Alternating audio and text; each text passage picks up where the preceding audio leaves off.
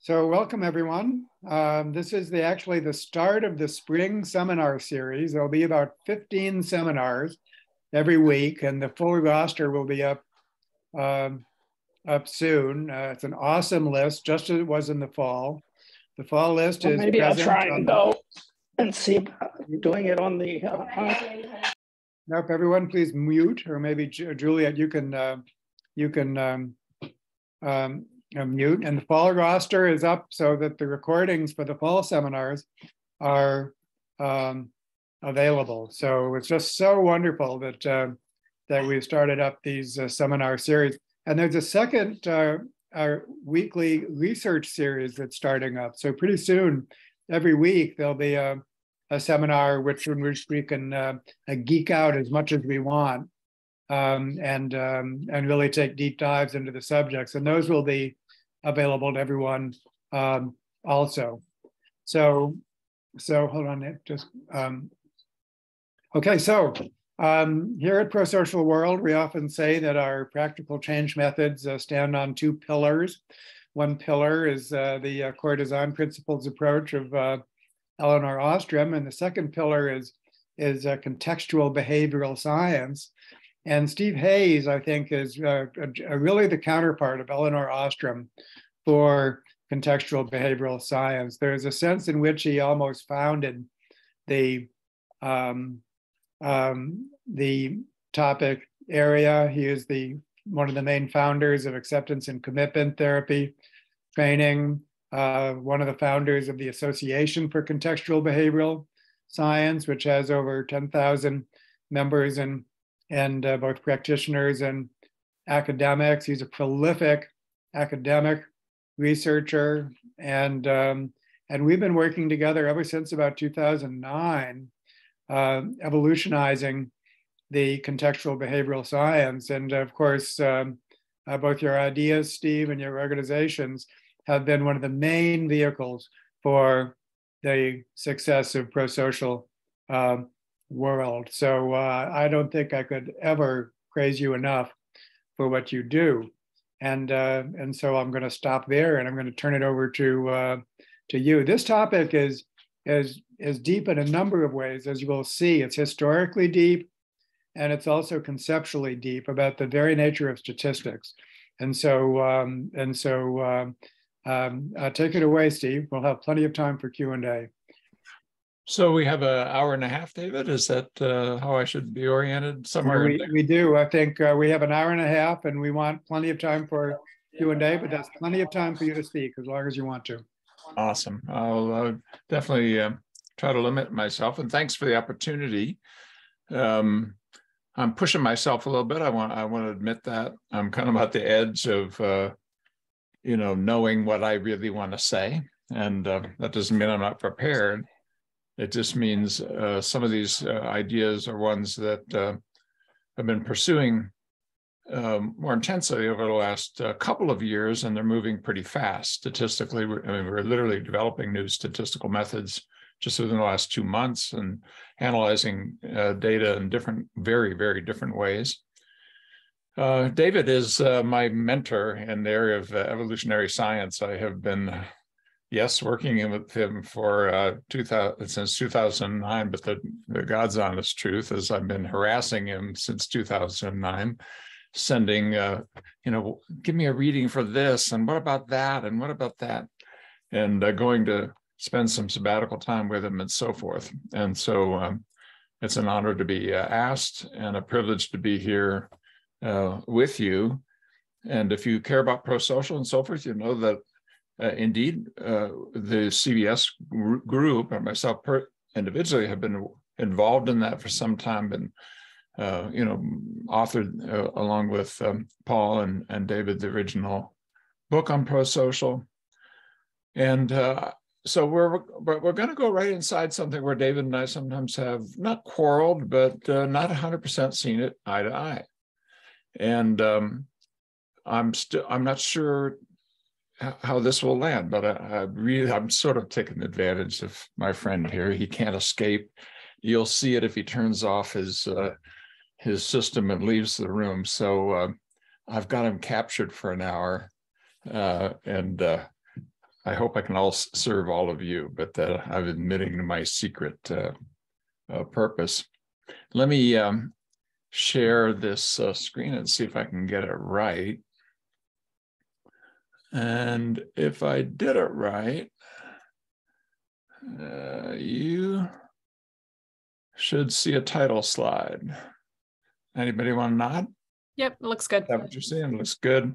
And you should see the next slide. Does that work too? Yes. Technology. Wonderful. I think most of us probably believe that evolutionary science can be a vehicle for creating a better world. But I'm going to say it in a way that will make evolutionists flinch, not all of them, but some, which is, can we evolve on purpose? It seems to me if we have an applied evolutionary science, then the answer is yes.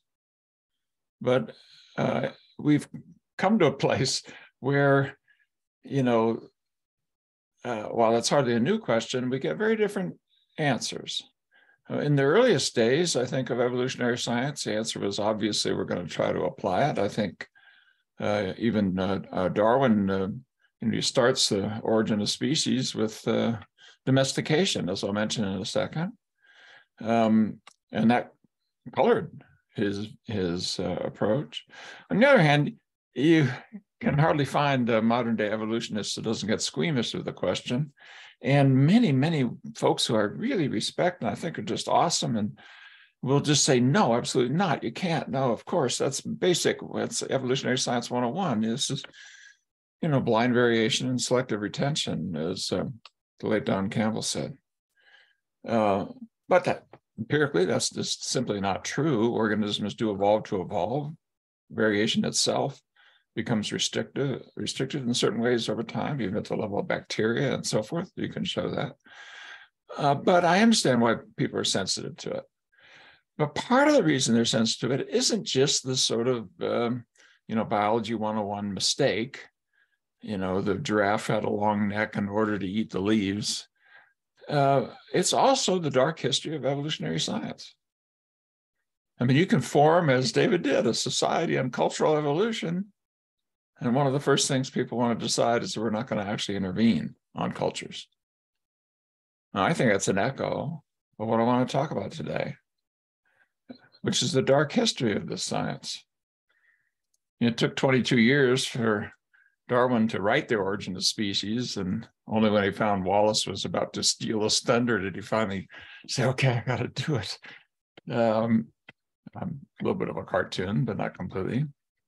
But it only took 10 years for it to become an applied program. And this cousin of his on the right is the person who did that. The gap between 1859, 1869, well, I guess it's 11 years, right? But this still didn't take long. And, you know, I think Darwin actually created the set that made it easy for Galton to have his applied interests with his primary focus on small differences between individuals and natural selection as being analogous to animal breeding. The very first chapter is that. And it contrasts with other ways you could do it. I mean, Darwin thought that Wallace was awfully darn close to what he was wanting to say, but, you know, Wallace didn't do that. He was talking about the ecological pressures on entire species. And you can see that even in the titles of their 1958 back-to-back sequence, that famous series right before. And in part making sense of that, it helps to remind ourselves that the very idea of normal was just emerging. I mean, the establishment of herd books was in 1820s rather. You know, Bakewell is back there in the 1780s. Quetelet with his average man and, you know, almost worshiping it, that any distortion away from average or anything different from average is a deformity and a disease. And of course, he had a background in astronomy, so he brought with it the true score and error that came from observing planets, which lives on in our statistical models. It doesn't, you know, normal doesn't enter into the English dictionary until 1848. little bit shocking to think about that, because you can hardly have a conversation at the kitchen table without using the word or its equivalent, typical, average, usual. But Galton was not worshiping the norm. He was taking the lead from that first chapter and from what his cousin said, and he thought that variation was what's important, but he also thought that variation around that norm predicted the future of the individuals that varied around the norm. He was interested in the tips of the distribution.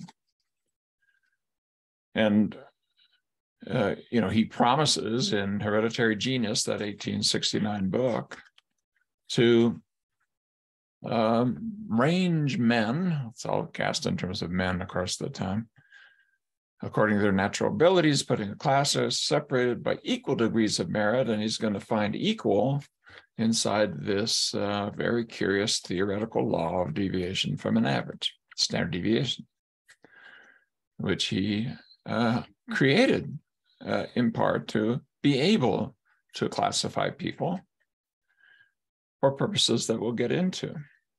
Now, I'm a psychologist, and psychologists were buying into this almost instantly.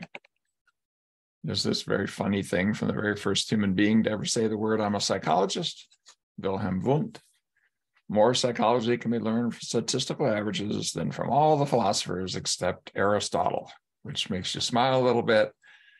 But boy, is that true. I mean, my field is built on the tools of Galton et al. You can hardly avoid them. They're the hardcore of what's called scientific psychology. And Galton's extension of the binomial distribution was done, and primarily because he thought that, as you examined, and I have, noticed the black balls one space over from the white balls, and for a reason that you could guess, and we'll get to.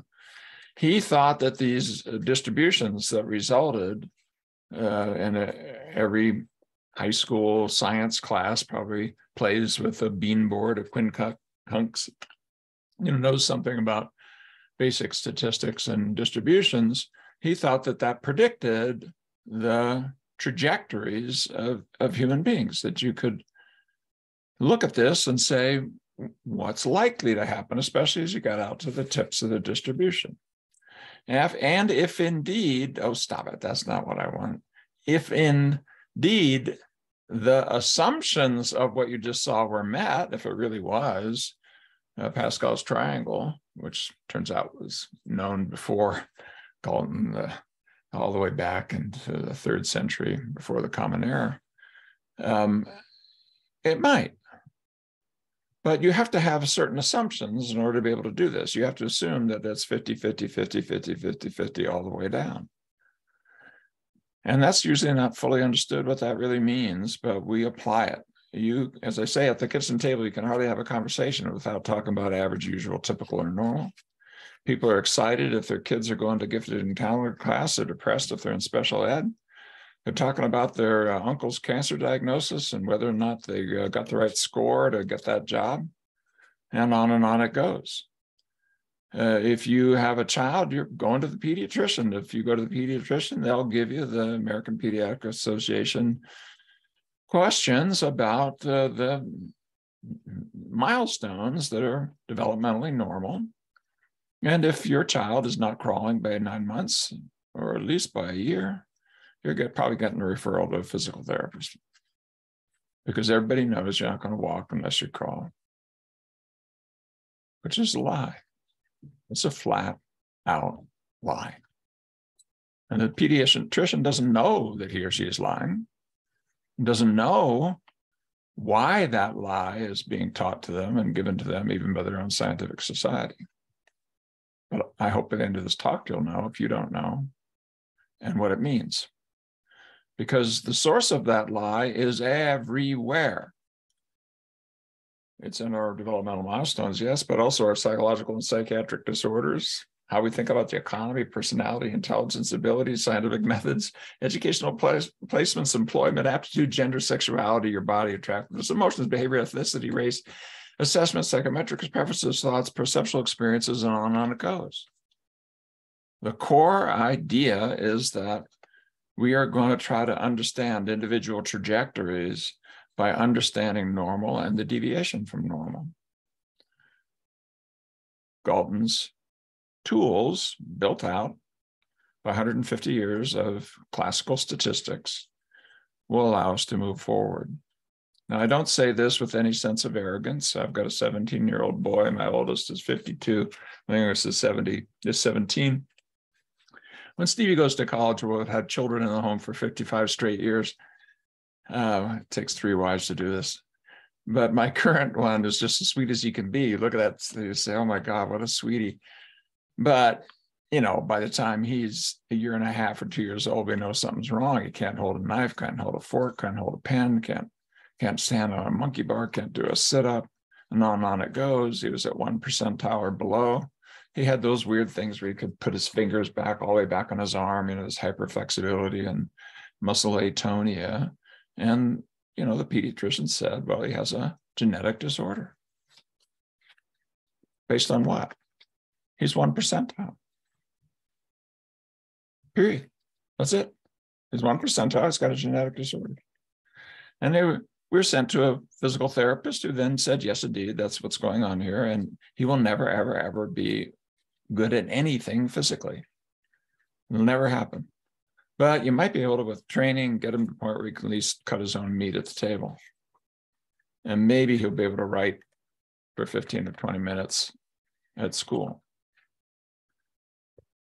So we took him out of the soccer classes. We put him in martial arts classes, because at least you can't fail there and be laughed at because he's the slowest and nobody wants to pick him to be part of the team.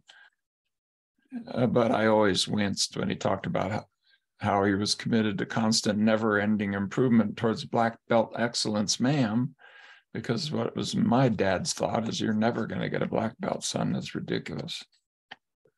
I'm just humoring you and giving you some opportunity to exercise. And I didn't tell him that, but I also didn't spend time throwing a ball with him. Why? Because I didn't want him to want to play ball. Because I was told the kind thing for me to do as a father is to make sure that he didn't want that, because he could never do that because he had a genetic disorder. We'll revisit him later. That, to me, is what good dads did. It was a lie, I'll tell you that. The first application of evolutionary science had a darker purpose, in part just because of the culture of the day, but it also contained a statistical error. It contained the source of this lie. And, you know, Charles Darwin's book in 1859 leads to Galton's Hereditary Genius book in 1869. And it's not but about 15 years later that the science, if you want to call it that, or at least the field of eugenics is formed. With a superficially good purpose, how can we take the knowledge that's in this tradition and create happier, healthier human beings? And a series of statisticians, not just at the University of College London, but around the world, filled out those various slots and positions in eugenics. Carl Pearson, Ari Fisher, and on it goes. And those who were not in the department of eugenics still were quite aware of it. And it had a massive impact on all forms of science, but most especially the life sciences, of course. And eugenics, of course, was contaminated by racism. You don't have to hardly scratch the surface of almost all of these folks back in the day to find statements like this one from Galton and worse. But it's not just that there was racism of the day. It's that the scientific tools had a purpose that was linked to that. This is Carl Pearson, 1925, in the very first volume of Annals of Eugenics, now the Annals of Human Genetics, still in print, still publishing. We have at present no evidence at all that environment without selection is capable of producing any direct and sensible influence. When he means selection, he means genetic selection, is capable of producing any direct and sensible influence and intelligence. And the argument is that a crowded country, only the superior stocks should be allowed entrance, not the inferior stocks, in the hope, unjustified by any statistical inquiry, that they will rise to the average native level by living in a new atmosphere. This was in the context of keeping the Jews out of the United Kingdom in the pogroms that were happening back then.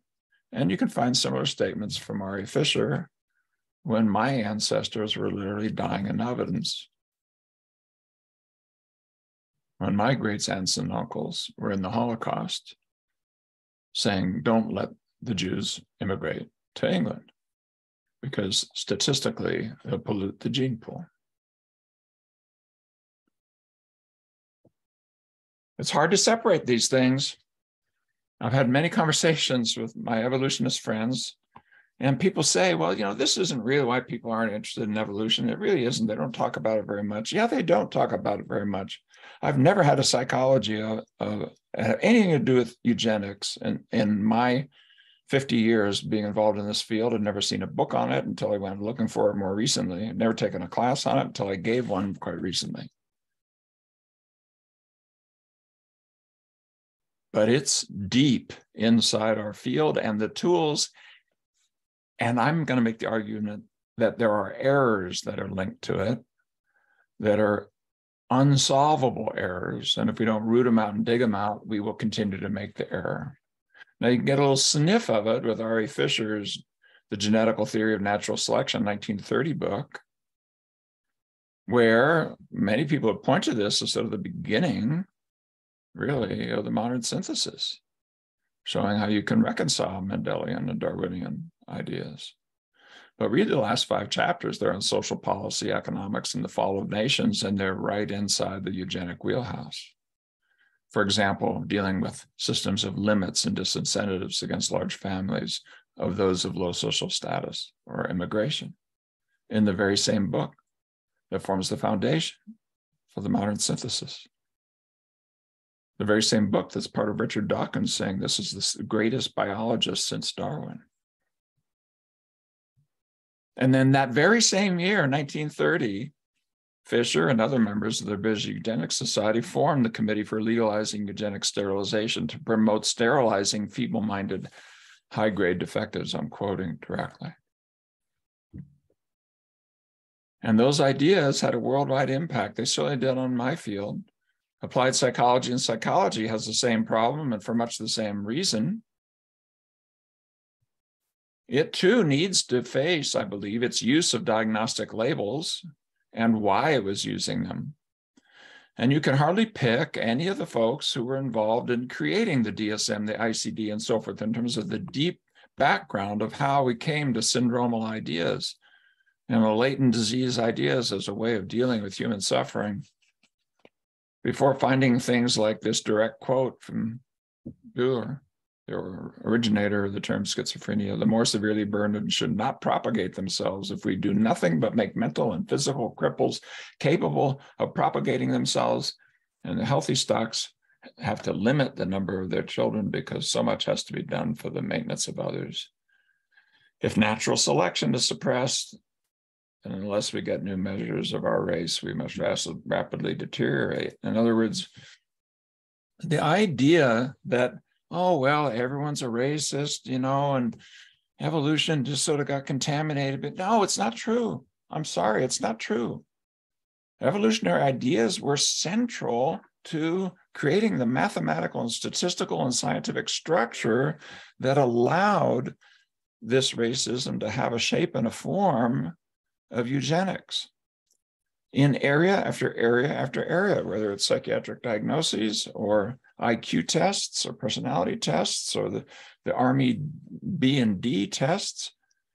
Who qualifies to be a soldier and who qualifies to be an officer? I'm mentioning here The Orphans of Davenport, a book really worth reading, where IQ tests, this is Louis Terman and the Stanford Binet, the one who really made that popular in the US, directly went after the Iowa Child Welfare Research Station at the University of Iowa. Why? Because these folks here and their supporters found that institutionalized children given proper positive care would have very different IQ outcomes. Did you know that children were institutionalized into these really kind of warehouses on the basis of the IQ of their parents? And when treated with proper stimulation and kindness and so forth, they had significantly better, by about 30 points on the IQ test, better outcomes. Terman, brought the folks who advocated for this out to Stanford in front of 1,200 people. He gave himself 50 minutes to do the case against, and gave the folks who had actually developed the data 10 minutes to present their case, and supposedly decimated them. And behind the scenes was part of a group that threatened to out Harold Skeels, because apparently he was a gay man, if he didn't retract his claims. This is how dirty this thing got. Terman is the president of American Psychological Association.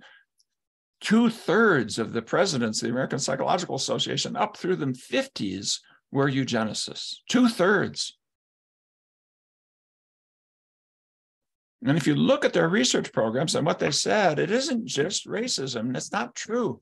What they're putting into their scientific work is racist, yes, but it's driven by assumptions and statistics and analyses and ideas that are connected to the eugenics movement. And I've never had a class in the history of psychology as a 74-year-old man until I taught one myself in my very last semester before I retire this coming semester on this topic.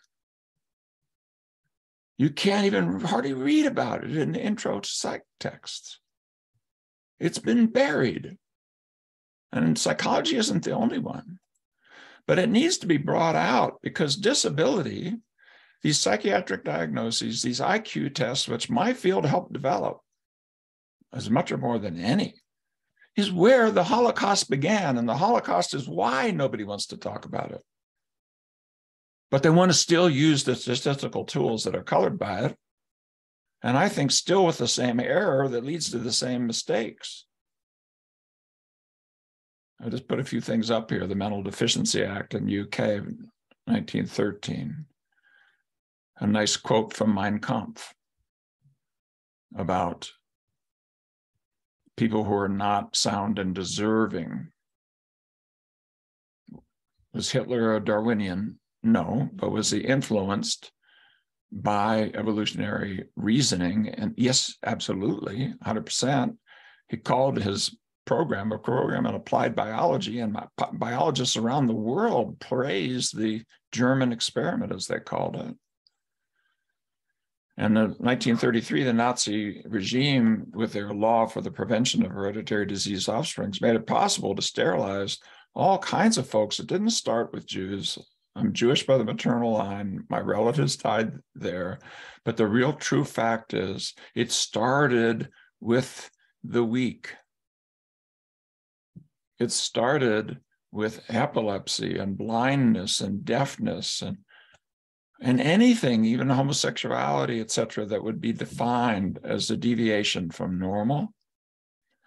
And it started with a program with laws that allowed testing, classification, and then initially voluntary and ultimately involuntary, and ultimately, worse than that, sterilization.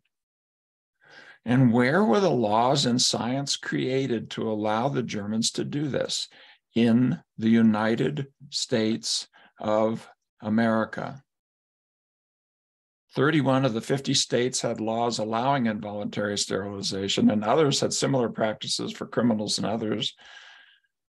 Virginia's law in 1924, and a famous Supreme Court case of Buck versus Bell, in which this person here, Carrie Beck, and her mother here, Emma Beck, were institutionalized, and she was sterilized involuntarily. And Oliver Wendell Holmes, I mean, one of the major, heroes of the judicial system, because of his moderation, said 3 generations of imbeciles are enough.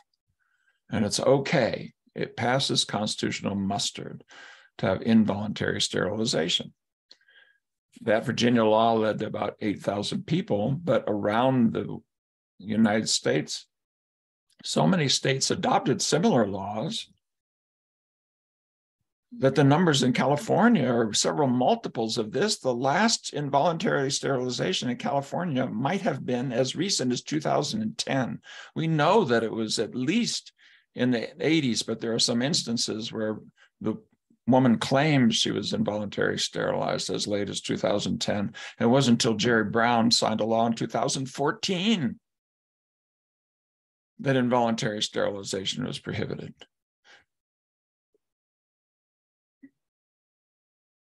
This is not yesterday's news. Now, you don't have to sniff very hard before you just read what's going on in our current politics with immigration. Almost always focused on Blacks and Browns or Native Americans or people who are different, that you can't sniff the stench of eugenics today.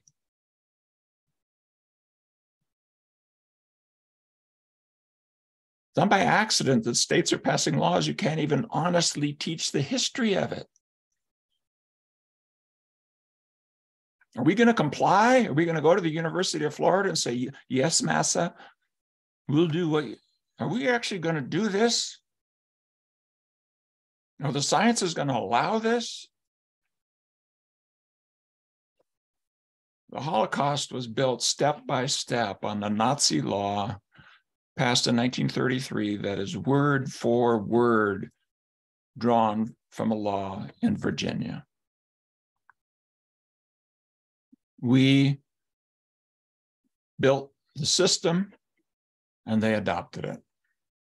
First with required reporting and testing. All the children had to be tested and reports had to be made. Prohibitions on marriage. Encouragement of voluntary, then involuntary sterilization, involuntary medical confinement, and finally, and this starts like involuntary medical confinement and so forth. That this is in the 30s, 1939, the so-called Action T4, named after the street where it occurred. It was a secret. It wasn't revealed until after the war. A program of euthanasia. There was a series of mercy hospitals. If you go to the Holocaust Museum here in the US, they'll say that 7,000 people died there. That's because those are earlier data. I've talked to my German friends when I go to visit, and I've gone to some of these hospitals where the nurses got their list of 5 or 6 people per night who would die. And they'd gone to the families and said, these are special programs. We're going to treat the doctors, the physicians, we're going to treat your aunt or uncle or child or whatever, and then the children were taken out onto the balcony and chained down, or they froze to death, or the injections were made with poison, or were given overdoses of medication. The medical reports went back to the families, and even an urn of ashes, which was anybody's mixed ashes because they were thrown in mass graves or burned in the earliest gas chambers and burning pits that they later would apply to Jews and others. And then they created false graveyards that looked like they'd buried people, and you'd get a real statement from the family saying, I'm sorry, your child died from things like, infection of his wart on their left foot. Why? Because they had carefully done the initial medical workup that was part of what the law afforded, so they could go to the family with a cover story. There were no people in these pretend graves. It was a ruse so the family wouldn't know that they had been murdered, not helped by medical treatment. It's not the deep past. I mean, the bell curve is that. I mean, Dick Kernstein, that's my field. I'm a behavior analyst, one of Skinner's students. This shameful book, this lie of a book, this statistical, elaborate, beautifully argued lie. I'm going to tell you what the lie is in a minute. And Charles Murray, I think he's still alive. Still a fairly popular book, all 20-some years later. And this is not by accident that, the Milton Friedmans of the world are praising it. But Tom Bouchard, you may know, he came out of our department. I know Tom. The Minnesota Twin Studies, that's the Tom. They've been cast as racist, but shouldn't be dismissed so early. so easily. It's superbly written, excellently well documented. It contains a huge statistical error, I'm going to claim. Let me show you the error. Suppose you had to get to the back of this building, and I said, you can walk through the front vestibule. Behind that, there are glass doors. I want you to get to the back. But you'll find the doors in front of you locked behind these front doors. You can go to the left through a door, take you up to the roof, and you can come down a fire escape. You can go right and go down to the basement and come up to the back stairs. You can leave that vestibule, walk off to an alleyway to the left and walk around the building, or you can leave and walk around to the right. So there's left, right, down, and up, but I'm sorry, you can't go through the front door. It's locked in the small vestibule behind. If you created a statistical average and 25% were in each route, you could easily, lots of statistics would functionally do this, say that the way to get to the back of the building is to walk through the locked door. Statistical averages that treat individuals as error terms are not designed to capture developmental trajectories. They assume 50, 50, 50, 50, 50, 50, 50. That's why the distribution at the end can be used, not because they've shown chance, but because they've assumed only chance. That's how analysis of variance works. That's why you have to have the homogeneity assumption. You have to have some plausible thing. Now, it's not that the statisticians didn't know this, not that Galton didn't know this, but they thought that between subject variability was a pretty good estimate of within subject variability. It's hard to get within subject variability. It would take a lot of data longitudinally. They didn't have the statistical means. But there was a field that thought about it differently. It was statistical physics. And in the 1880s, Boltzmann came up with a thing called the ergotic theorem that's used for everything from water systems to how to, design your house, that became proven science from two famous mathematicians in back-to-back issues of the national proceedings of the National Academy of Science. They argued for the rest of their life who was first, and in fact, they came in at the same time, and it was back-to-back issues. Birkhoff and von Neumann proved the ergodic theorem to the satisfaction of physics, and any physicist will tell you that. But it's cast usually in terms of the relationship of temporal slices and spatial slices. And you can take a spatial slice, such as in a volume of gas, which is part of why they were trying to do this. They couldn't measure the molecules, but you could measure the volume. You could put your sensors anywhere in a volume, and as long as the means and standard deviations were relatively flat, regardless of where you put it, and the standard deviations were the same, and it was the same dynamic model applied. And if you could look and see that any particular place you put it, there wasn't a trend. The processes were stationary with the same dynamic model over time as you saw in terms of these slices.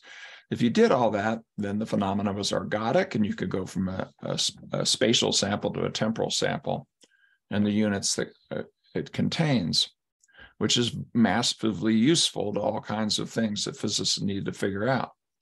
It wasn't applied to the life sciences. Nobody applied to it. Like you see it in economics occasionally. But about 16 years ago, Peter Molinar, now Penn State, then when he first noticed it, he was in England, said, well, different people are kind of like spatial samples, and psychological events over time are sort of like samples over time. So the ergodic theorem should apply to people. And when you dig into the mathematics of it, indeed, classical statistics in its attempt to generalize to the individual from the behavior of a collective as characterized by a measure of central tendency and variation around it by bell curves and so on, requires an assumption of ergoticity. It's just an extreme form of the homogeneity assumption that we were all taught in our stat classes. But if that's true, then when you have a collection of people estimate, averaging across people, it's going to yield reliable information about the across time estimates for individuals. In other words, their developmental trajectories and so forth, only if the phenomena are ergodic, which means that the processes must be stationary, which means they can't be a process of change. And the elements must all obey the same dynamic model, meaning every individual has to show the same mean and standard deviation. Well, you should test that there are some noble gases that are like that. They're ergodic phenomena. You can do this. But people, are there? Well, we've started testing these things. We are among a small group of folks who are actively looking at it. And here's just one example. This is the relationship between compassion towards yourself and compassion towards others. Well, I'm interested in that because I'm a clinical psychologist. We're interested in things like that. If you learn to be kind to yourself, we'd be nicer in your relationships. And the answer is yes, within the person over time, using statistics that don't pass information from one person to the other, for reasons that I'll get into in a second, will, in fact, show you a positive relationship for about 3 out of 4 people significantly. I mean, there's 3 out of 5 people significantly. 1 out of 5, kind of you can't tell, but then there's these ones going down like this. About 1 out of 5, the nicer you are to yourself, the meaner you are to others, reliably within your life. Uh-oh. And then you start testing ergoticity. You start looking at, and this is just, you don't need to know what these are, but this is high density longitudinal data where we've got 60, 70, 80, and 100 data points per person. We can look at various sort of psychological processes. These are self-reports. We can look at their intercorrelations. And we know that we have a way of testing the second part of the ergodic assumption, namely the same dynamic model applies to all. And if you have a chi-square of less than 6, then it means that tracking the individual trajectories doesn't add very much to the central tendency. And these are all chi-square values. And you can see here that you don't see any relationship with a chi-square of 6. We've done a pile of studies now. 98% of the time when we look, there's a massive violation of the ergodic assumption, the second aspect of it. When you do have high density longitudinal data and you go from a normative categorical finding that we're all used to doing with our whatever it is, analysis of variance, our Pearson's R, you name it, and then apply it to the individual properly, 98% of the time it violates the assumption, the second aspect of the ergodic theorem.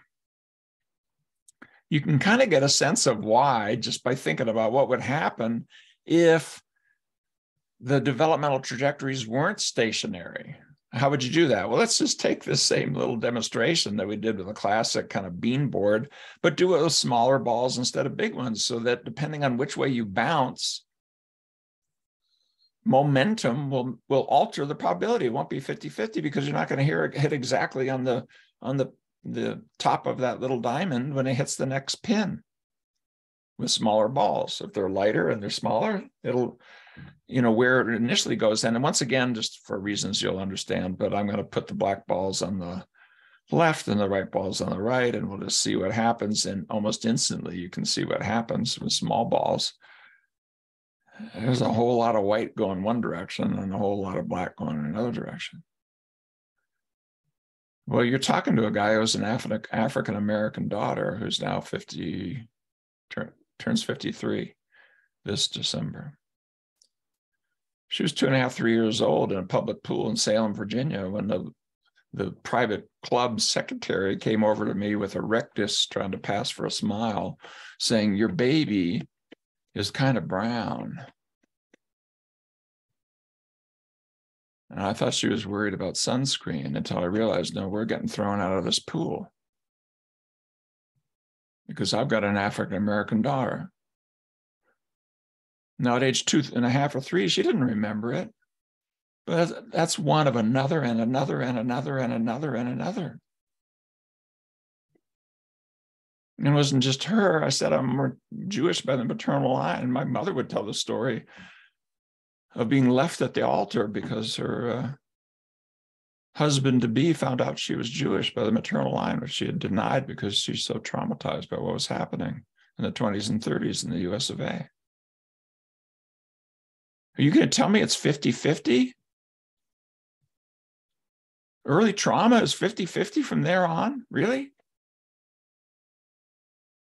That the kind of experiences my daughter had because she's Black or my mother had because she's Jewish doesn't change the trajectory? Of course it changes the trajectory. How is that modeled in your bell curves and standard deviations? It's not.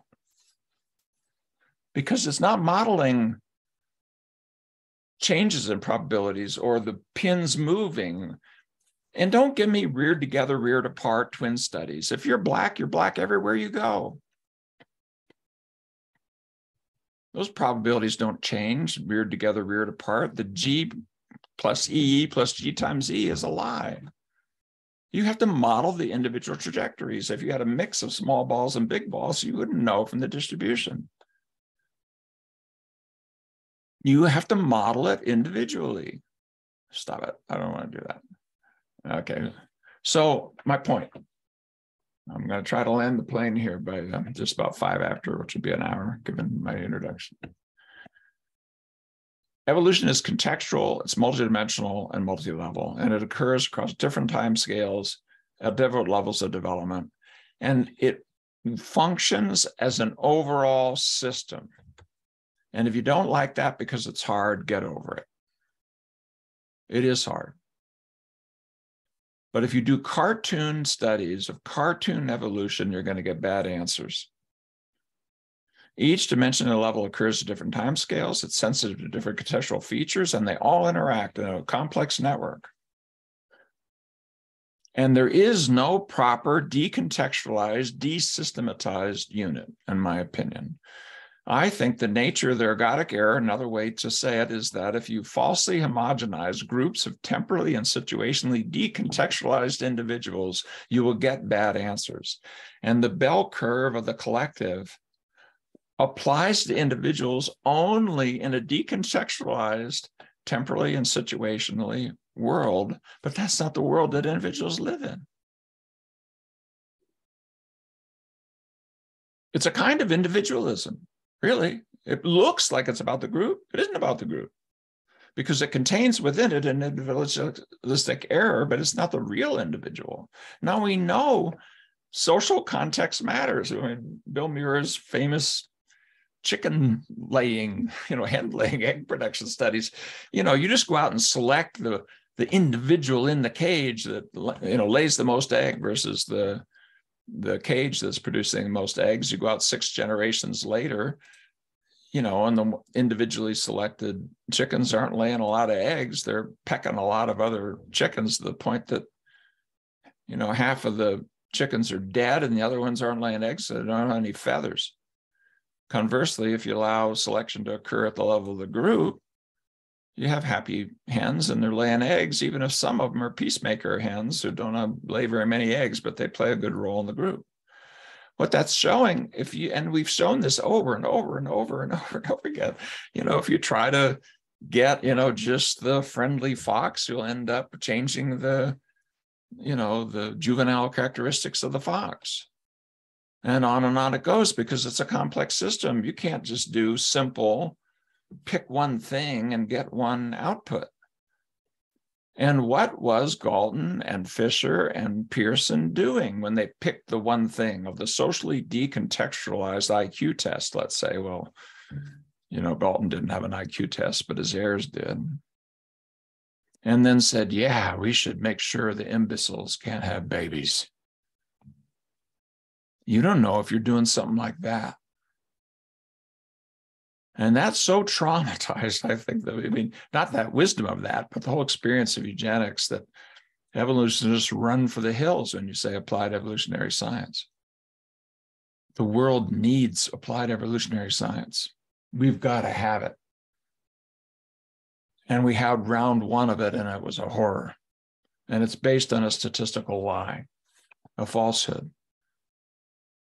But the physicists knew about the same time, and Galton, the rest didn't. And I'm trying to find the place. I can find them talking about how between subject variability has to predict within subject, and it may not. But I wish I could find them talking about ergoticity. If anybody ever does, please send it to me, because that's the smoking gun. That's the one where we're just not going to listen, because we don't get to do what we want to do with these stats, if that's true. But we can make this decontextualization error in other ways. I think the selfish gene is a decontextualized unit. Genes don't do anything. They don't even produce proteins. They do it only as a part of gene systems. And that's only as part of organisms, or unless you create artificial means. Genes don't directly code for anything. As part of a system, they do. Where is that in the unit? It's not there.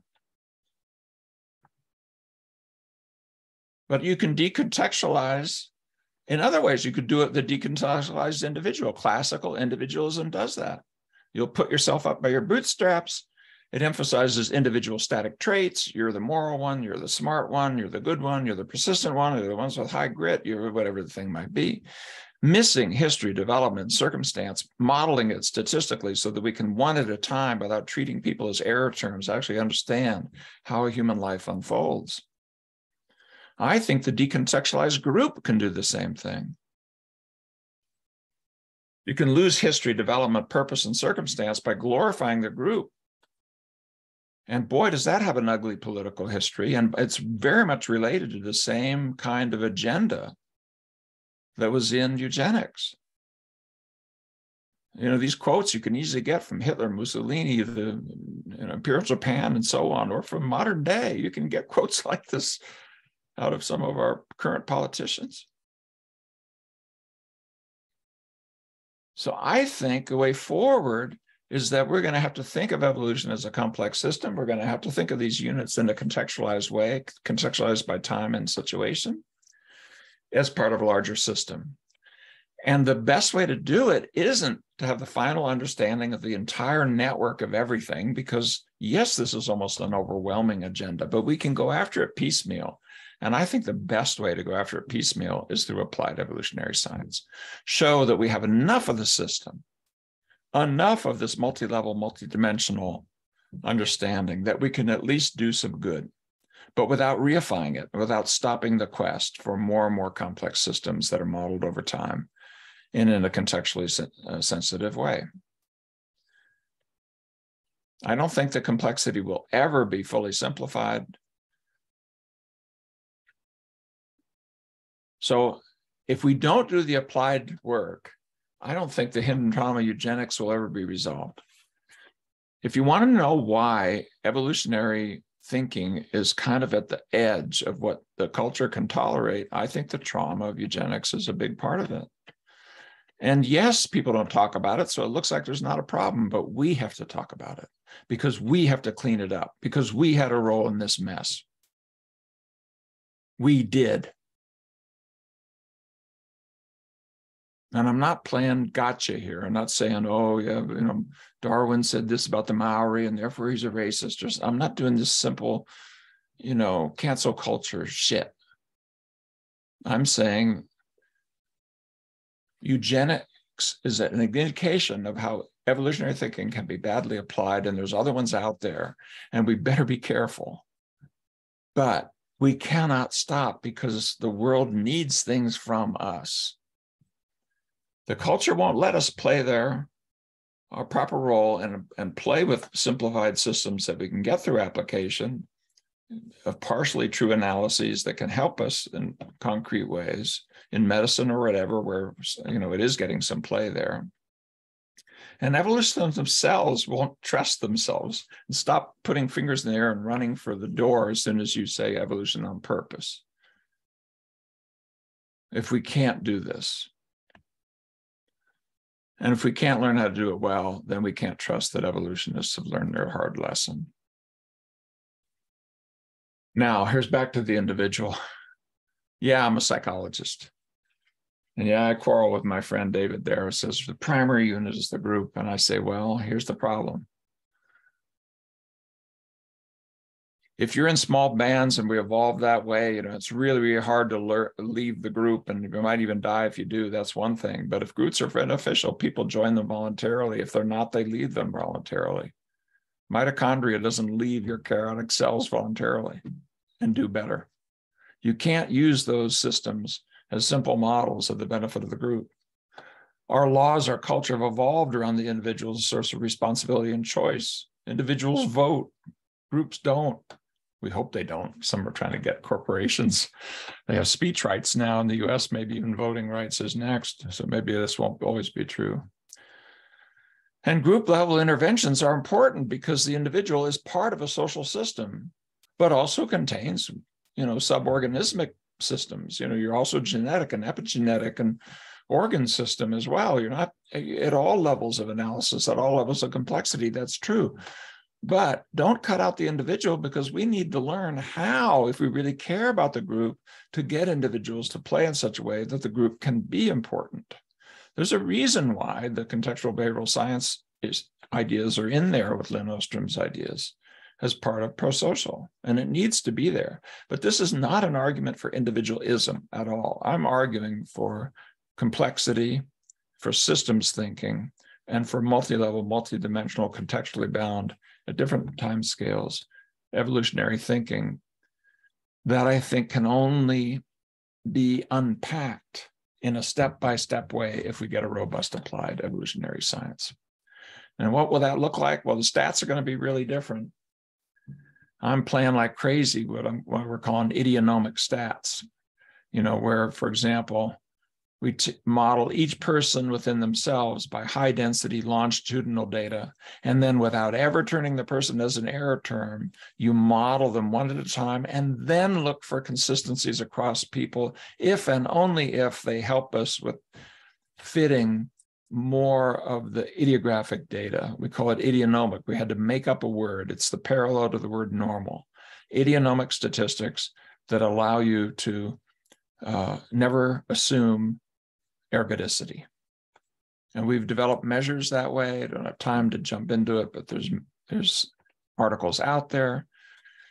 We're using existing stats, such as the group iterative multiple model estimation work that Peter Molinar, a guy I mentioned earlier, and his student Katie Gates at North Carolina at the quantitative program at UNC Chapel Hill have developed. And we end up with diagnostic systems that don't look like, oh, you got major depression disorder. Where in the last big randomized trial done, I don't think there won't be that big ever done again, because the NIMH doesn't want to fund these stupid things anymore. Out of 3,700 people with major depression, quote unquote, there are almost 1,100 individual combinations of signs and symptoms, and almost 50% had a combination that only 1/100% shared of the total population. In other words, our diagnostic system shoves people into normative categories by lying about who they are. And I've shown you here a network that comes out of this kind of stats we're developing. I'm not going to dive into some of the newer ones, such as an idiographic random forest procedure we call iBaruta, an idiographic error procedure we call iArromax. I'll let my publications do the talking, but you can begin to look at multidimensional, multi-level, process-oriented networks, one person at a time, or one couple at a time, or one family at a time, or one workplace at a time, without making what I think is the core error of homogenizing the unit and missing the temporal and situational context sensitivity that we need to understand how evolution actually works. So I'm going to finish with a couple of minutes and hit my 1 hour thing. And it's to just show you that I'm not saying this pridefully. I'm not trying to, be holier than thou. I'm not trying to call anyone a racist. I'm not trying to do anything like that. I want to tell a story about my son. The son who was below 1 percentile on the strength scales, the son who didn't have a dad who would play catch for fear that he would want to play ball with others and be ridiculed. I told you he was in a black belt class, and I humored him and smiled when he said he was going to get a black belt, because I knew what the standards were. I knew he couldn't run a mile that fast with 100 push-ups at every quarter mile. It wasn't possible. He would never have a black belt. Well, when he got to be around 14, his martial arts coach, Michelle Weaver, who had never given up on him, said, I need to get him to a strength and conditioning coach or he's never going to make it. Can you pay for it? I said, of course. And we met this crazy guy, Mad Max, I call him, who coached David Wise, who won the silver in the half pipe Winter Olympics the last time, won gold the time before. He's here in Reno. he trains with Max at his gym. I took Stevie to Max and I said, first, I got to tell you this sad story about his genetic disorder. And I told him what I've been told by the physical therapists and pediatricians. And he looked me in the eye and said, I don't give a fuck about that. Let's see what he can do. And I watched him, and he challenged this young boy with stuff I'd never seen before, stuff like making him jump 22 inches high and then saying, you can't do it. I know you can't do it. And Steve would say, let me try.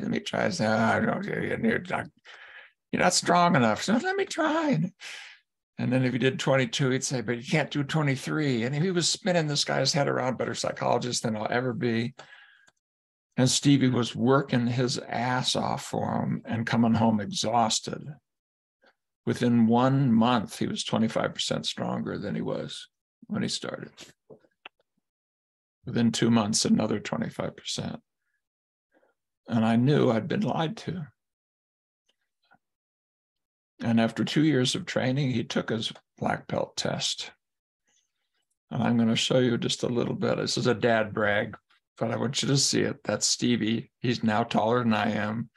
At that point, he was about a 1 inch shorter. This is when he's 15, I think, or 15 and a half. And yeah, I'll tell you what, you don't want to be holding the pad.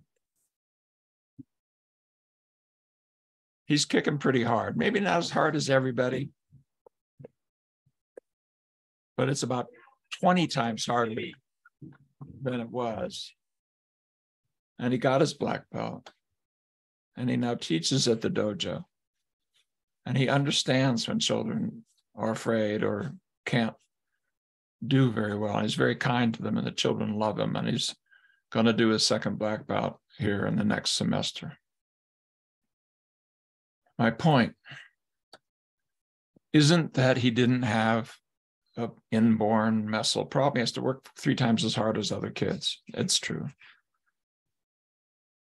But the bell curve did not foretell his future, just like it didn't at the Iowa Child Center for those children of folks with IQs of 50.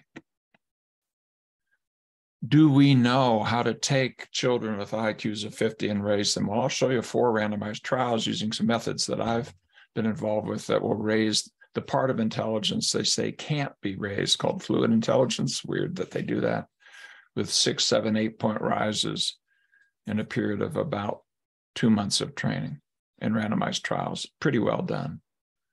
And there's a big one coming with 400 per arm out of Hawaii, an $80 million grant with their developmentally disabled children after they saw the whole series of studies on what we can do with what's called relational frame theory, which is part of contextual behavioral science and something I helped develop. Is that a solution? I don't know. Let's do the science. But here's what I am saying. Don't sell people short.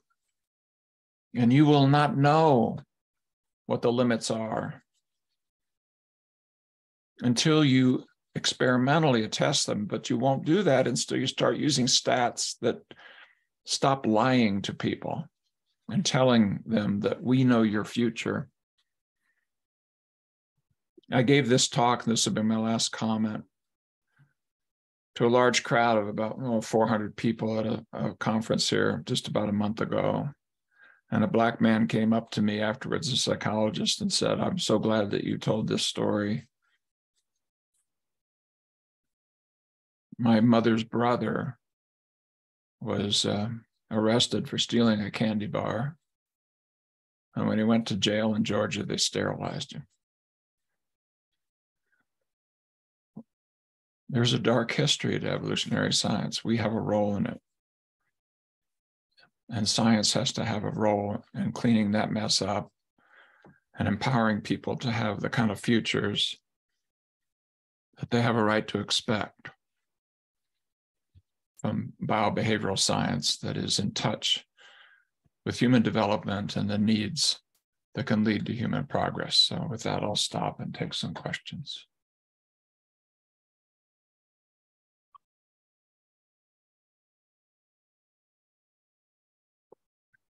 Yeah, take care.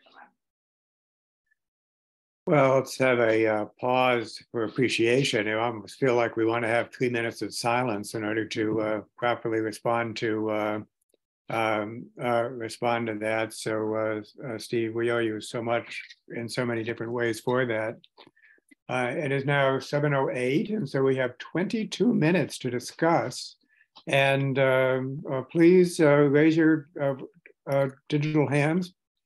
And my role is I'm never the first. I try to be the fourth or the fifth person to comment after a talk, any talk. So please line up. Don't be shy. And thank you, Jordan. Steve, thanks very much. Can you, let me see here we go. Mm-hmm.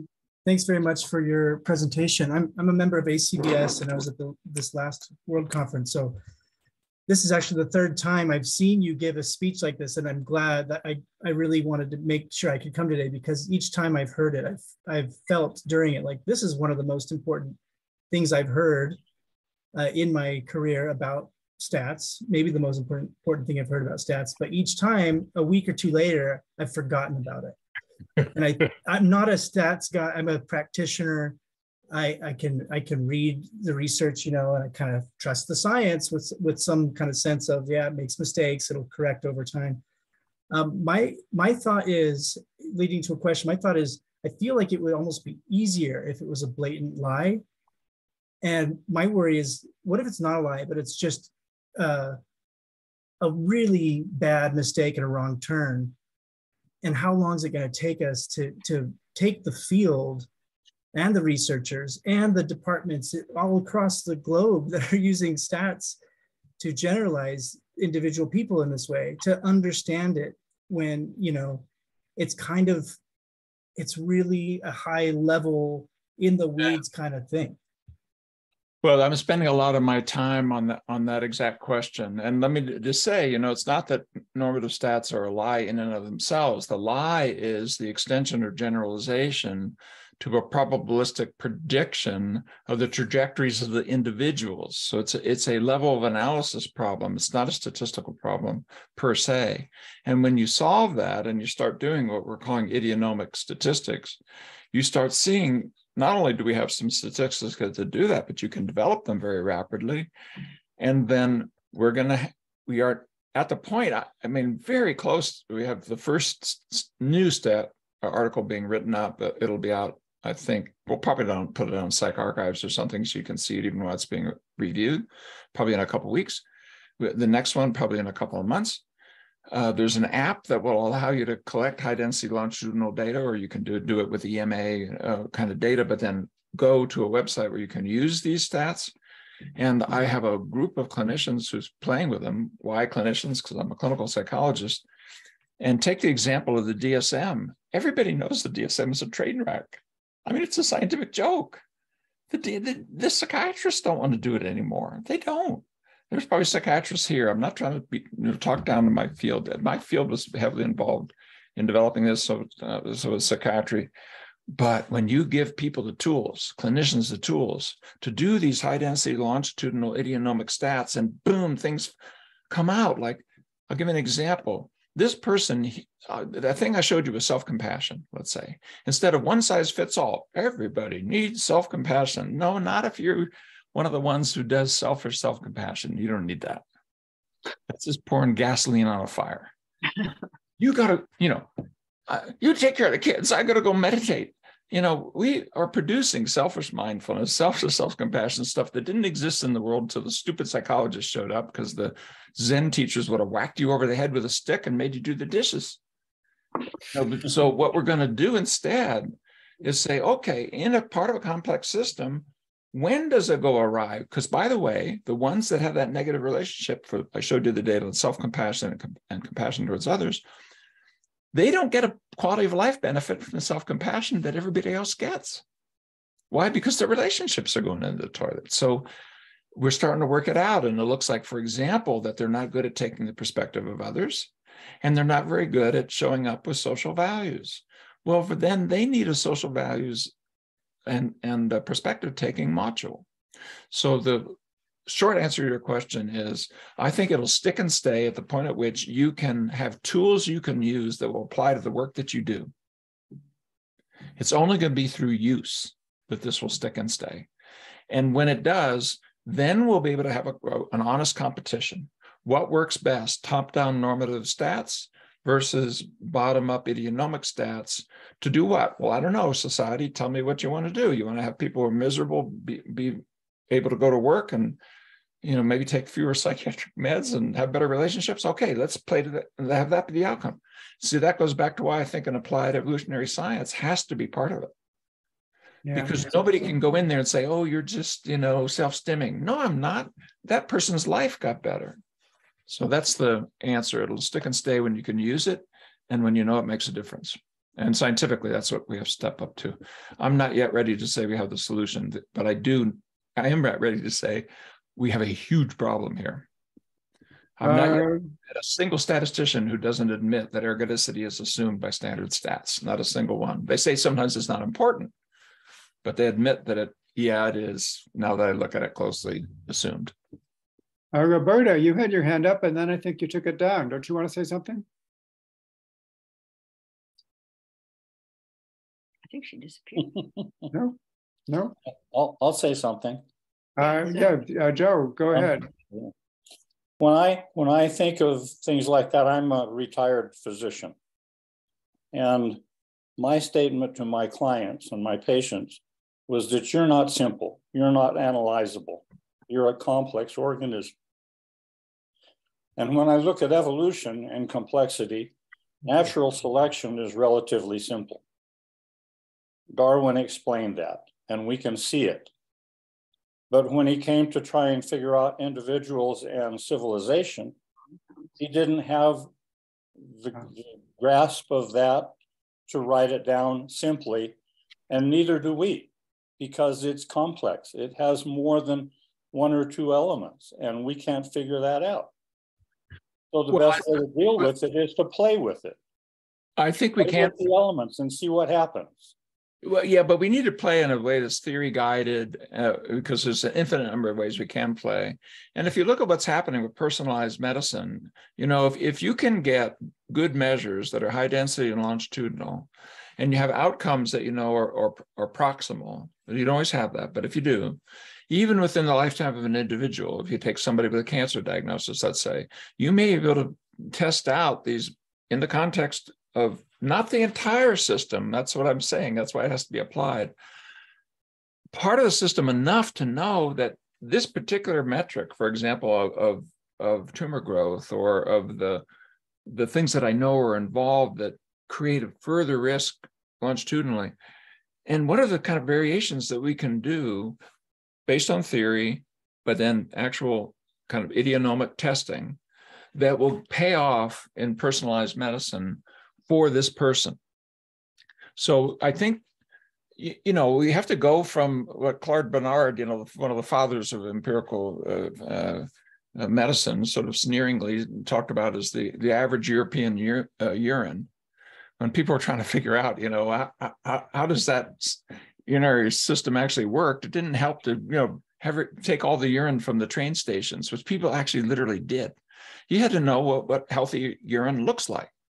And in the same way, I think we can go more idiographic. It is complex, it's fast, it's hard, but application will allow us to narrow it enough that as we get these solid things that are done as part of a system, but as sensitive to the unit in the way that I'm talking, I think we can change the way we do science in all of the life sciences to meet the individual needs of those we serve better.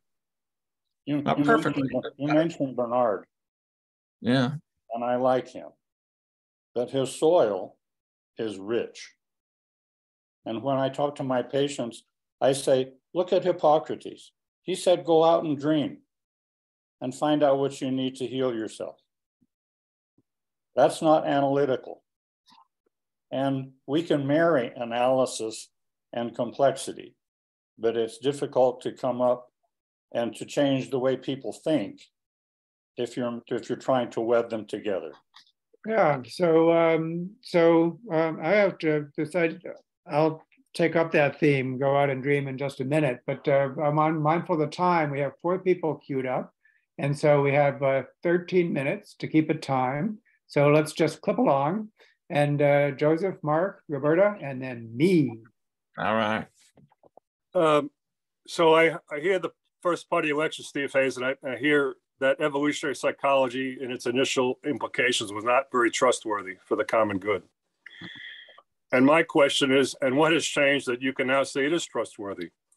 And I'm coming from the perspective of being a nuclear safety engineer who's been blowing the whistle for 30 years about nuclear weapons, by the way. And I'm still employed. I've been to the Supreme Court 4 times, but nothing gets changed. And the attorneys say, well, we're protecting our client. We don't care about the common good. We're protecting our client. My point is, I think there are significant implications for the scope and implementation of the code of ethics in your field. And I think you'll find that lawyers and legal ethics basically trump every other code of ethics with their psychopathic focus on their client, no matter the client right or wrong. I'm just making an observation to see if, some things that you might be butting up against as you're trying to change things. Well, you're at a meeting of pro-social and you're singing to the choir, aren't you? Because, the hope is that we can, in a bottom-up way, but not a naive way, empower groups and nested groups to be able to take on some of these larger and larger systems. And if we go to sleep, we know, I think it is true that, moneyed interests and powerful interests will be the ones that are singing the songs. And, small groups linked to other groups are the most powerful change agents out there. But part of what I was saying is don't forget the individual. You really have to make sure that you reach the individual, empower them to be part of groups that are empowered to be part of nested groups that are empowered to step up to the political challenges we have. And who knows, but it gives us a shot, gives us a chance. Okay, thank you. Great. Mark. Thank you. Appreciate those thoughts. My question is around the sweet spot for statistics. So I'm wondering in your work what you might have learned about that and what you might say statistics could offer about us understanding our current world and us as people in it, and what it might genuinely and helpfully offer as we take whatever it says and apply it in this moment to bring about whatever comes next. So any thoughts on that, about a sweet spot for statistics? Yeah, I think if you look at what's happening with our data collection capacity and our capacity for things, take an example, machine learning in kind of methods, if you can feed it enough data, we really are not very far away where we could feed high density longitudinal idiographic data that include, by the way, some of the physical functions that are really, really important. Right now you can get heart rate variability, you get blood pressure, you get all kinds of things. Does that have a danger? Yes, it has those dangers, but it also gives us an enormous opportunity if we develop the statistics to allow us ourselves to do some of this, and the people who care about us, including the professionals who work with us, and not simply let the Googles and Metas of the world do their will with us with big data. We need to be authorities over our own big data. And I don't think it's very far away. I think it's really coming that we're going to be able to apply statistics idiographically that we ourselves use. I hope to be able, I'm working on apps and things. I hope within less than a year, some of the things I'm talking about in terms of these network analyses for individual, I can give to a clinician, for example. And in the apps I'm developing, you'll be able to give it for free to your clients. So why couldn't we in self-help or in relationship development or in learning how to be a good worker, or you name it, maybe sports, other things that people care about. So that's where I think the rubber meets the road, is can we create practical benefits that people can then use and see. And if they see it, I think that the whole thing's going to change really fast. Because these top-down normative categories don't pay off. Take the DSM. 50 years later, there's not one psychiatric disease, not one. you've already poured, how many billions of dollars? 50, 75, 100 billion. I mean, ridiculous amounts of money. So let's see what we can do with stats that are oriented towards the proper unit and they're evolutionarily sensible. Roberta.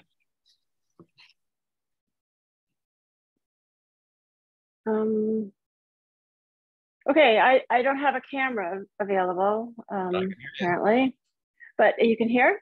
Yes. Great. Okay, well, first of all, thank you. It was just a brilliant talk and I learned a lot. This is not my field. I'm an ecologist and an educator.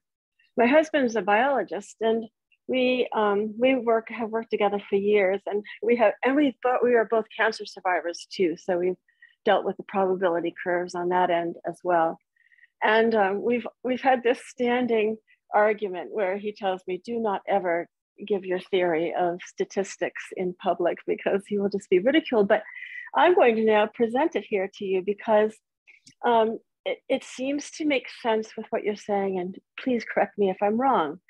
But the bell curve, if you understand the bell curve, there's just a few individuals out there on those ends of the bell curve, whether that means you're the survivor or you're, in some way, you don't have the means that everybody else has, whatever that end is.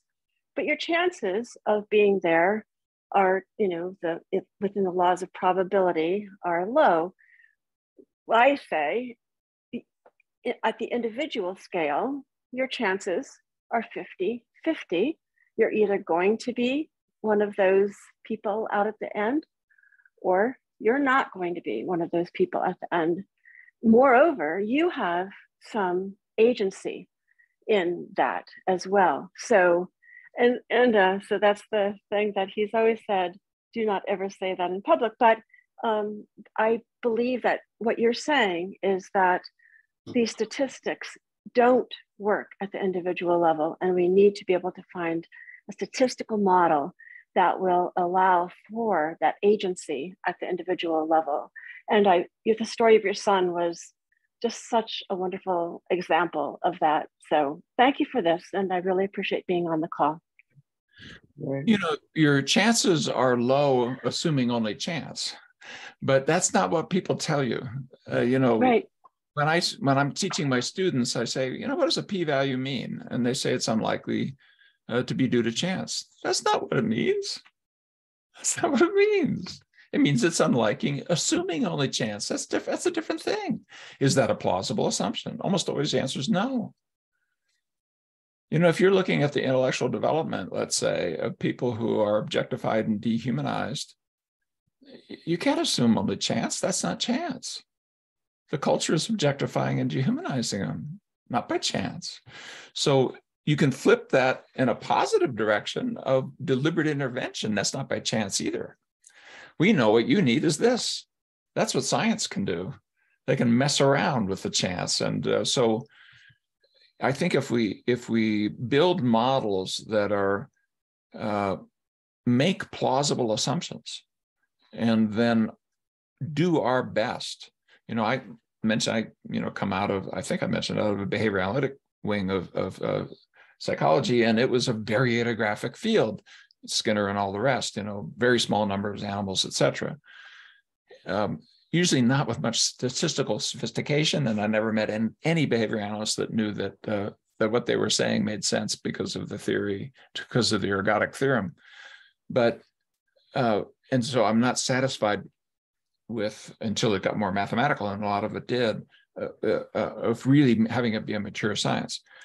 I think if we can do this, you talked about intentionality and so forth, if we can do this with human language and cognition, if we can do it with the hardest thing in all of science, I think, to understand, which is consciousness itself, we can bring some of that, and we're only going to do that piecemeal, nobody's going to solve that overnight, some of that into the deliberate design of cultural systems. And so there's my same song of don't forget the individual, don't decontextualize the individual, it's part of a social context. Don't reify the group, though, and forget the individual, because the individual has to be brought into even caring about the group in a way that we can do something going forward. And I think we can quickly build on, I know you want to ask this final question, David, but give me 60 seconds. We did a summary of every mediational study ever done in the history of psychology or psychiatry with a psychosocial intervention with a mental health outcome with either treatment as usual or no treatment or wait list as a control. Took us 3 years, looked at 55,000 studies, came up with 281 replicated findings. And because of that, I can say, healthy variation, selection, and retention in context of psychological variables like emotion, cognition, attention, sense of self, motivation, overt behavior, plus dimensionalized sociocultural progress and taking care of yourself as a physical, biological organism. That's about everything we know about change. And we'll learn a lot more, but we know a lot. And we can do a lot. You can read the meta-analysis. It makes perfect evolutionary sense of creating healthy variability that people can select and retain through practice and fit it to context across these different dimensions of life, including the kind of things that are being talked about with the motivation you have and the choices you make. So, and that's one reason why it's in prosocial. I mean, those processes are in prosocial because psychological flexibility allows you to do managed evolution to a degree of yourself, I believe, and it helps set up that managed cultural or group level evolution we're doing with prosocial. So let's see, but I'm excited for the future. I think we can do better. Wow. So we can go over time, by the way. People feel free to drop off, and we won't go much over time, but I certainly want to have my turn here. And then I think, Michael, I saw you raise your hand. So Steve, I have actually two parts to this. One is, what do you think that I might disagree with, just out of curiosity? Well, you always talk about the primacy of the group. And I don't like anything being prime because, if my brain's not functioning, I'm done. If, epigenetics are wackadoodle, there's a problem. So I want it to really hang on to the whole organism. But, you have a one world perspective where at the limit, it's one gigantic evolving complex network. And, by doing that and not reifying it, but then nibbling at it through application, I think we can do a lot. So sometimes we've, like when you really come down to it, I've talked about, here are the idionomic measures you need for that big trial you're doing in Australia, Dave. And you kind of say, they're not really on the group functioning. I don't really want to ask those questions. So we've had a little bit where I've kind of felt as though, as appreciative as you are, I have to tell the group, I cried when David first showed any interest in our work, because most psychologists who believe like I do have been kind of ignored by evolutionists or ridiculed and made fun of. I mean, the standard evolutionary psychology views my wing of psychology as a joke. But yeah, sometimes we've had a harder kind of conversation about, the individual really has to be a focus, not an isolated, decontextualized focus. And yeah, okay, so I can see why. So all good. And there's a long conversation there. But here's what I wanted to say mostly, and it's a kind of an ill-formed question, but the ergotic theorem can be violated in many, many, many ways. Yeah. And so when we think of every being, every individual or group, whatever our unit of analysis is, as a complex system, I get that it has to be analyzed as a system. That's why you need time series data and stuff like that. I really do get that. But I think that what I'd like to see is a version of it in which the units that we're studying, the beans on that board, are all evolutionary units. They're all variation, selection, replication units, and also they all have the potential of being conscious evolutionary unit. It's there where Lon, when you talked about go out and dream as something which is beyond analysis, or I'm not sure exactly how you put it. No, that's the target of selection. And when it's a conscious evolutionary process, you go out and dream, and then you try to work towards that goal. So I'd love to kind of work this whole complicated story out, in which every unit that you're studying is actually a evolutionary unit. And then, I mean, then almost by definition, their trajectory is going to be, you know, not something that you could predict. So it's an ill-formed question. To do what you want with it, and then we'll proceed to Michael. Yeah. So here's how to avoid the problem, I think. Make sure that every unit you look at is contextually situated and modifiable by context. That's important if you can do that, because then you can create variation.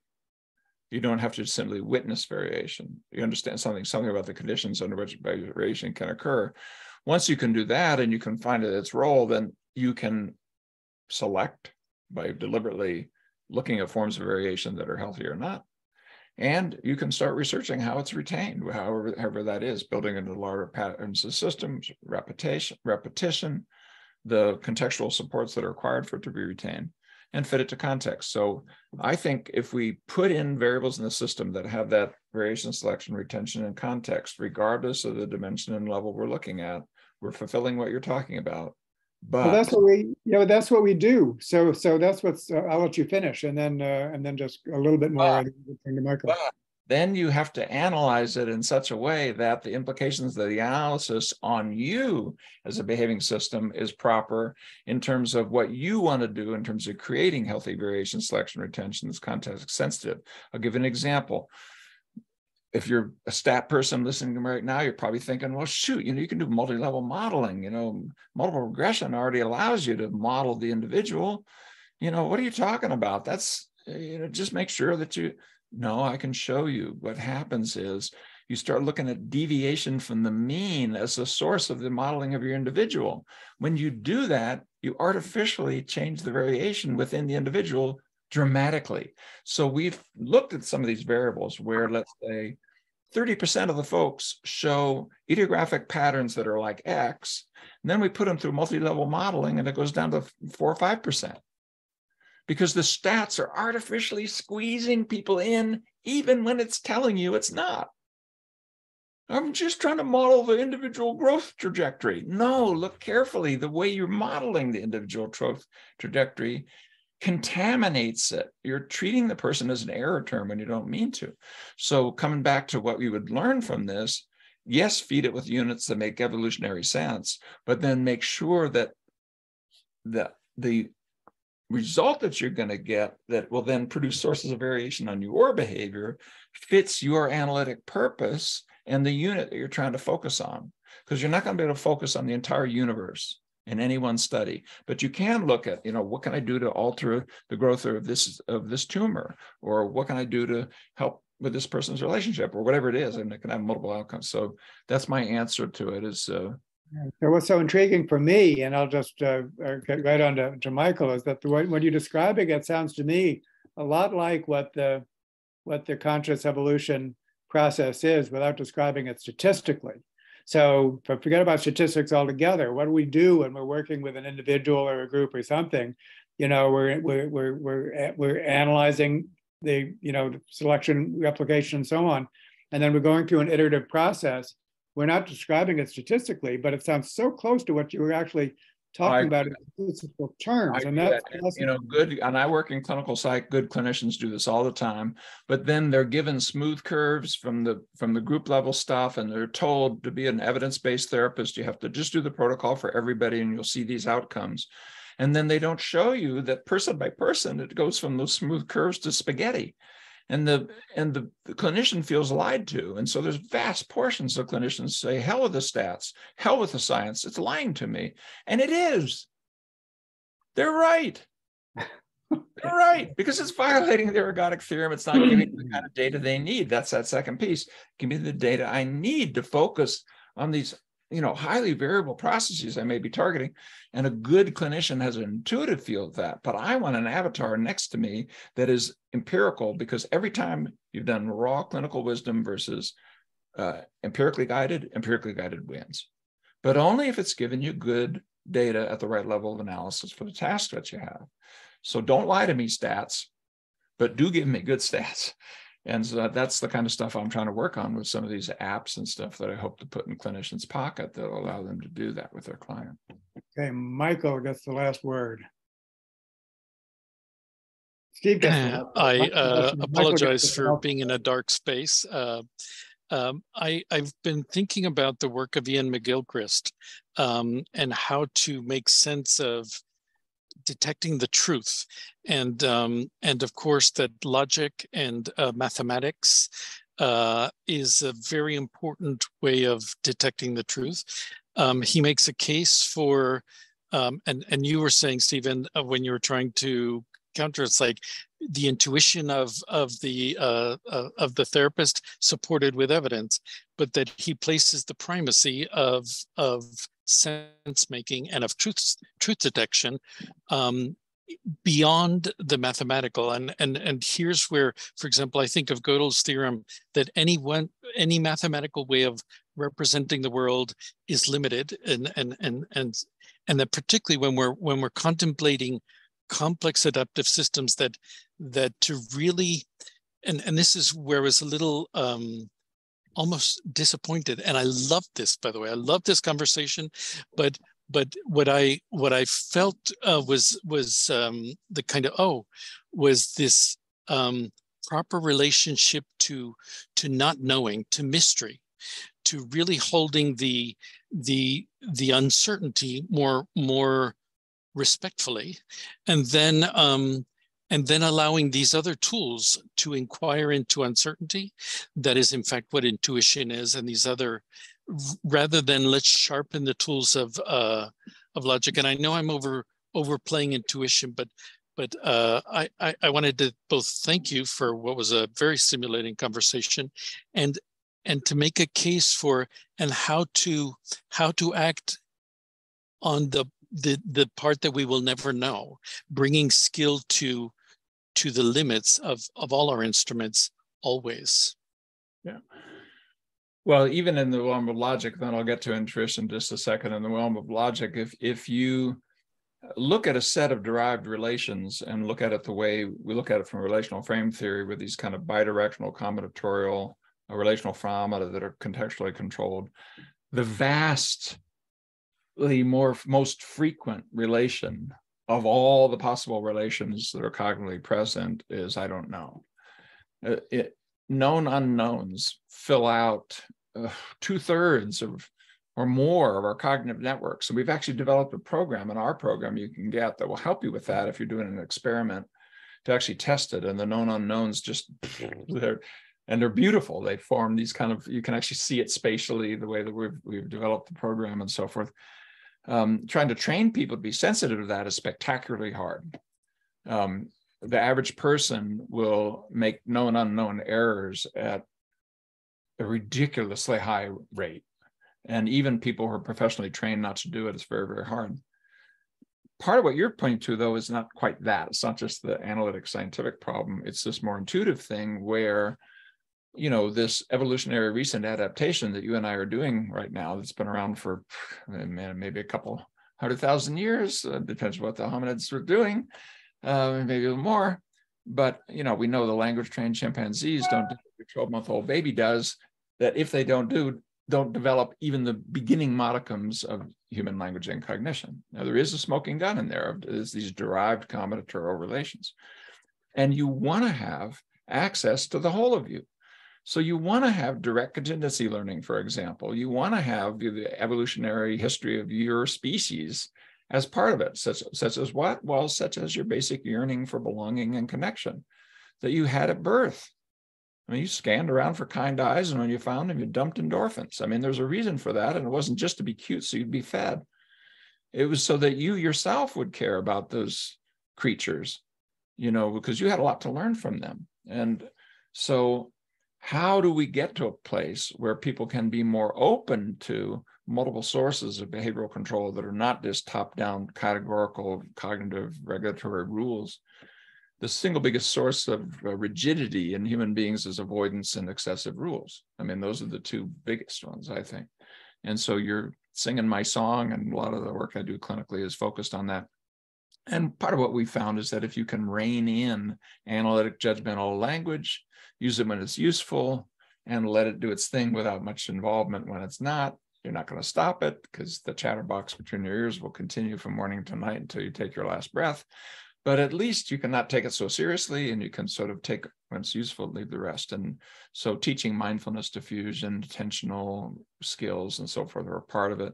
I think it's deeply connected to creativity, scientific creativity.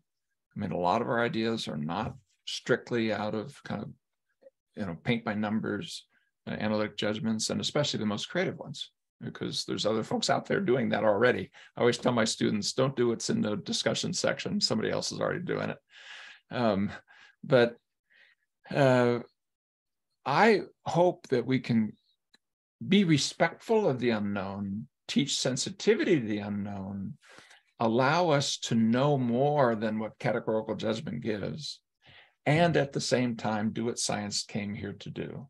So it's not out of disrespect for the artistic, the poetic, the spiritual, the intuitive, that we should have a field that respectfully tries to understand what a faith commitment is, tries to understand what aesthetics is about, and doesn't turn it into paint by numbers, but as a source of appreciation for the wonderful complexity of human creativity and what we're able to achieve through art and literature and music and dance and these things that we love doing when we're not doing our scientific work.